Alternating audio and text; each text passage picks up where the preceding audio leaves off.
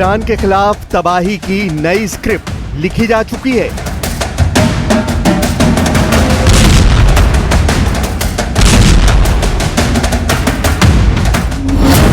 क्या खामनेई के खिलाफ सबसे बड़ा प्लान तैयार हो चुका है?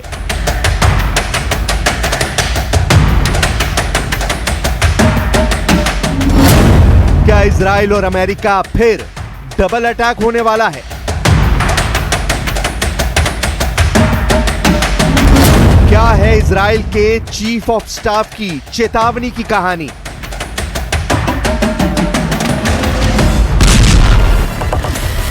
ईरान के आसमान में एक बार फिर कयामत की घड़ी का कांटा घूम रहा है।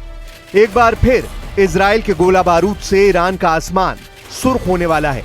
एक बार फिर वो होने वाला है जिसका इशारा खुद अमेरिका के राष्ट्रपति डोनाल्ड ट्रंप कर चुके हैं, क्योंकि इजराइल और ईरान के बीच चली 12 दिन की भीषण जंग के महज कुछ ही दिनों बाद ईरान में एक नई तबाही का बबल क्रिएट हो रहा है, जो किसी भी वक्त एक बारूदी धमाके के साथ फट सकता है। क्योंकि ईरान पर अमेरिकी राष्ट्रपति के बयान के कुछ ही घंटों बाद इजराइल के चीफ ऑफ स्टाफ की तरफ से साफ कहा गया है कि ईरान के खिलाफ जंग अभी पूरी तरह खत्म नहीं हुई है। यानी ईरान के खिलाफ सेकेंड राउंड के वॉर के लिए इजराइल पूरी तरह तैयार बैठा है।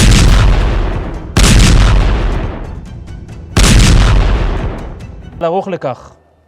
מיום ליום חופש הפעולה שלנו מתרחב, וחופש הפעולה של אויב מצטמצם. המערכה לא תמה. אומנם הגענו להישגים, אך עוד צפויים לנו ימים מאתגרים, ועלינו להישאר דרוכים ומלוכדים עד להשלמת המשימה. אני משוכנע שביחד אנחנו נסיים את המערכה כשידה של ישראל על העליונה. इजराइल के आर्मी चीफ याल जमीर का बयान एक नई लड़ाई की आहट है। ऐसा इसलिए क्योंकि उन्होंने सेना की वॉर रूम बैठक में कहा, हम ईरान के खिलाफ अभियान को खत्म नहीं मानते। जो कुछ जून में हुआ वो सिर्फ शुरुआत थी। उन्होंने साफ किया कि गजा में हमले जारी रहेंगे, लेकिन असली निशाना अब ईरान और उसके प्रॉक्सी नेटवर्क है। यह बयान ऐसे वक्त आया है जब हिजबुल्लाह, हूती और सीरियाई मोर्चों पर तनाव फिर से बढ़ रहा है। याल जमीर ने इस दौरान यह भी कहा कि गजा पट्टी में ऑपरेशन अब और जटिल लेकिन निर्णायक मोड़ पर पहुंच चुका है। साथ ही उन्होंने ये बात भी कबूल की कि इसकी इजराइल को भारी कीमत चुकानी पड़ रही है। लेकिन इजराइल के चीफ ऑफ स्टाफ ने यह भी कहा कि जब तक इजराइल अपने टारगेट पूरे नहीं करता तब तक ऑपरेशन जारी रहेगा। यही नहीं, उन्होंने बंधकों की वापसी और हमास के ठिकानों को जड़ से मिटाने की सौगंध भी दोहराई है।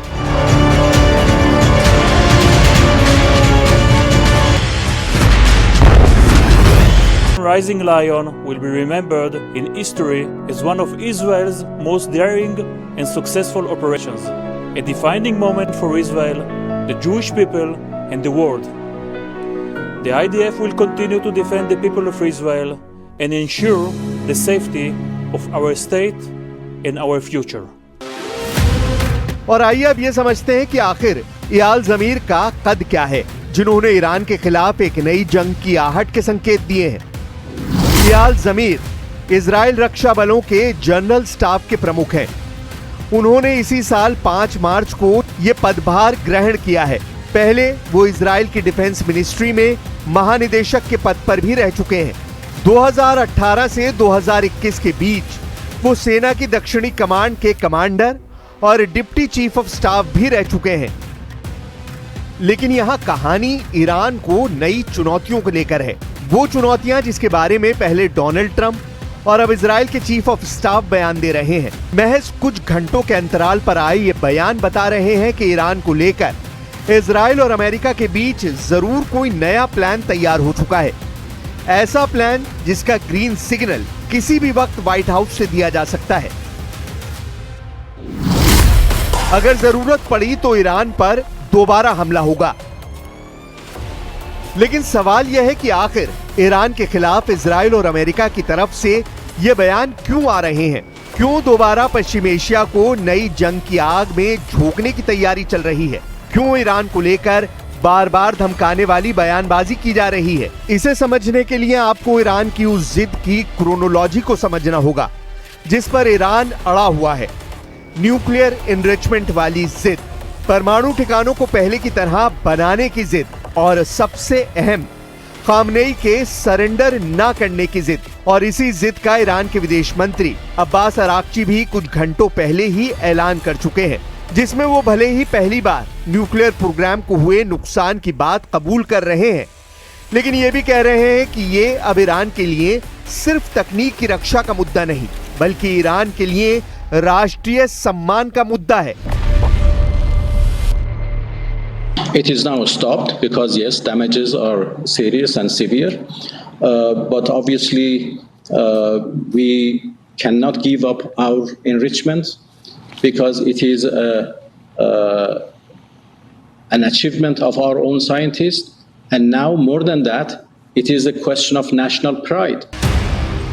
अब्बास अराक्ची के इसी बयान के बाद अमेरिकी राष्ट्रपति डोनाल्ड ट्रंप ने social media handle truth social पर लिखा था कि जरूरत पड़ी तो ईरान के खिलाफ फिर हमला किया जाएगा। लेकिन ईरान ने भी साफ कर दिया है कि वो किसी भी कीमत पर दबाव में झुकने वाला नहीं है। उसने जिस दिशा में अपना कदम बढ़ा दिया है, उस दिशा से ईरान को कोई वापस नहीं ला सकता। यानी न्यूक्लियर एनरिचमेंट को लेकर ईरान हर तरह की चुनौती का सामना करने के लिए तैयार है। अब्बास अराक्ची का वो बयान सुनिए जो इस बात की ओर साफ इशारा कर रहा है कि पश्चिम एशिया में एक नया बारूदी बवंडर उठने वाला है।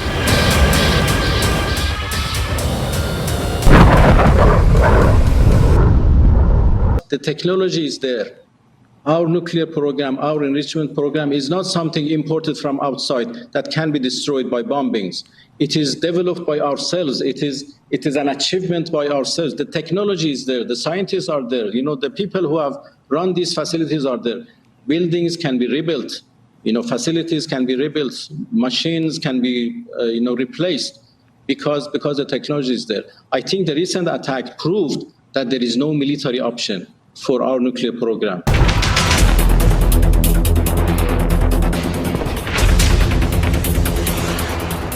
ईरान ये भी जानता है कि उसे अपनी जिद की कितनी भारी कीमत चुकानी पड़ सकती है। यही वजह है कि ईरान के विदेश मंत्री बीच का रास्ता निकालने की भी बात कर रहे हैं। वो ये भी कह रहे हैं कि भले ही ईरान न्यूक्लियर संवर्धन की ओर अपने कदम बढ़ा रहा है, लेकिन उसका मकसद सिर्फ शांति के लिए है। ईरान कभी परमाणु हथियार बनाने की दिशा में कदम नहीं बढ़ाएगा, लेकिन बदले में ईरान पर लगे प्रतिबंध हटाने होंगे। Coming for a win-win solution, I am ready to engage with them. I mean that we are ready to do any confidence-building measure needed to prove that Iran's nuclear program is peaceful and would remain peaceful forever, and Iran would never go for nuclear weapons. And in return, we expect them to lift their sanctions. This is a win-win game, and we are ready to engage in that. माना जा रहा है कि Israel और America की तरफ से Iran पर नए संभावित हमले को लेकर जो बयान दिया गया है, वो ये बताता है कि ईरान के लिए नई जंग पहले से ज्यादा चुनौतियों भरी हो सकती है, क्योंकि इसी बीच आई खबर ने ईरान के खिलाफ इजराइल की उस जंग से जुड़ी कुछ बेहद चौंकाने वाली खबरों का पर्दाफाश किया है, जिस जंग को 13 जून से 24 जून यानी उन 12 दिनों में लड़ा गया। खबर है कि जून में जिस तरह ईरान के टॉप IRGC कमांडरों को एक के बाद एक मारा गया, उसने दुनिया की खुफिया एजेंसियों को हिला दिया है। बताया जा रहा है कि इजराइल की सीक्रेट सर्विस मोसाद ने महीनों पहले ही डिजिटल ट्रैप सेट कर दिया था। एक फर्जी लीक प्लान किया गया, जिससे ईरानी अफसर गलत लोकेशन पर पहुंचे। उस समय ड्रोन पहले से तैनात थे। साथ ही इजरायली AI सिस्टम ने ईरानी मोबाइल डेटा और कम्युनिकेशन पैटर्न को डिकोड कर लिया था। सब कुछ इतने परफेक्शन से हुआ कि टारगेट बंकर में हो या कार में, एक क्लिक पर दुश्मन को खत्म किया गया। जानकारी के मुताबिक मोसाद ने इस ऑपरेशन में जो सबसे खतरनाक तकनीक इस्तेमाल की, उसे डिजिटल DNA कहा गया। इसका मतलब था ईरानी कमांडरों की डिजिटल आदतों, मूवमेंट पैटर्न और नेटवर्क ट्रैफिक का साइबर क्लोन बनाना। ये AI और डेटा एनालिटिक्स का एक ऐसा घातक मिश्रण था जिससे मोसाद को पहले से पता था कि किस अफसर का मोबाइल कहां एक्टिव होगा, किस रूट पर कौन सी गाड़ी चलेगी। इसके बाद बस ड्रोन ने अपना काम किया, बिना इंसानी रिस्क टारगेट को तबाह किया गया।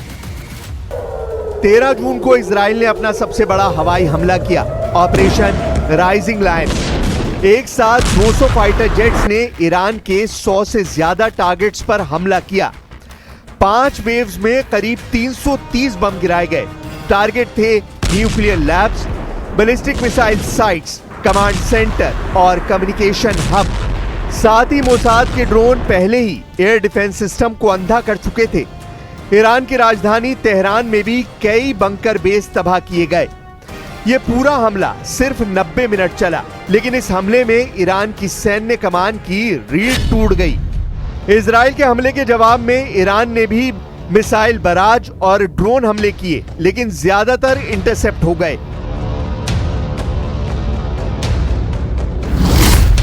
आयरन डोम, डेविड स्लिंग और एरो 3 जैसे सिस्टम पहले से एक्टिव थे। साथ ही अमेरिकी और फ्रांसीसी फ्लीट ने रेड सी और फारस की खाड़ी में पूरा सपोर्ट दिया। ईरान की जवाबी क्षमता को मोसाद ने पहले ही कमजोर कर दिया था। उनकी कई लॉन्च साइट पहले ही तबाह हो चुकी थी। इसीलिए इजराइल के खिलाफ ईरान का हमला सिर्फ सिंबॉलिक बन गया। ईरान के खिलाफ इजराइल के इस खुफिया अभियान का सबसे अहम दावा IRGC कमांडर हुसैन सलामी से जुड़ा है, जिन्हें मोसाद ने अपने जाल में फंसाया। ईरान इंटरनेशनल का कहना है कि इजराइल ने सलामी के एक करीबी एजेंट के जरिए जानबूझकर एक योजनाबद्ध हमले की तारीख लीक की। यह तरीका काम कर गया और उनको एक पहले से तय जगह ले आया। इस जगह पर पहले ही इजरायली खुफिया एजेंसी ने सलामी की हत्या का प्लॉट तैयार कर रखा था। यहां आने पर उनके ऊपर हमला कर दिया गया। IRGC एरोस्पेस फोर्स के कमांडर अमीर अली हाजीजादे की मौत भी मोसाद के एक ऐसे प्लान के तहत हुई जिसे सुनकर ही पैरों तले से जमीन खिसक जाए। ईरान इंटरनेशनल की रिपोर्ट के अनुसार मोसाद ने हाजीजादे और उनके शीर्ष सहयोगियों को एक फर्जी बैठक में शामिल होने के लिए गुमराह किया। यह निमंत्रण एक बेहद विश्वसनीय फोन कॉल के जरिए दिया गया। यह फर्जी फोन कॉल इतना विश्वसनीय था कि वो बैठक में शामिल होने के लिए निकल पड़े और उनके यहां पहुंचते ही हमला कर दिया गया।